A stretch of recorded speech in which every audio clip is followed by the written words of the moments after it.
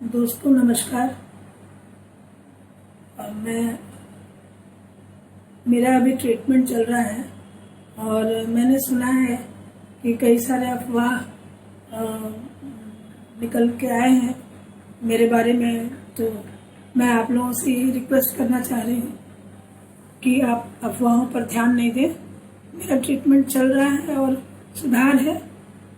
अभी कुछ कह तो नहीं सकती हूँ, ट्रीटमेंट तो चल ही रहा है अभी। तो जब कोई भी चीज़ की जानकारी अगर लेनी होगी तो आप मेरे पेज से जानकारी ले सकते हैं, स्वर शारदा के पेज से ले सकते हैं जानकारी। लेकिन अफवाहों पर आप ध्यान न दें। मेरा ट्रीटमेंट अभी चल रहा है और वो सुधार की तरफ है। मैं हूँ और ट्रीटमेंट में बस बहुत ही ईश्वर को याद करके वो उसको झेल रही हूँ। कठिन है थोड़ा सा, पर आप लोगों की दुआओं की बदौलत मैं अच्छी हो जाऊंगी, मुझे विश्वास है। और मैं यहाँ से निकल के आप लोगों से जल्द ही रूबरू होंगी। सो आपसे यही रिक्वेस्ट है, मुझे इसीलिए आज आना पड़ा है कि आप इस अफवाह से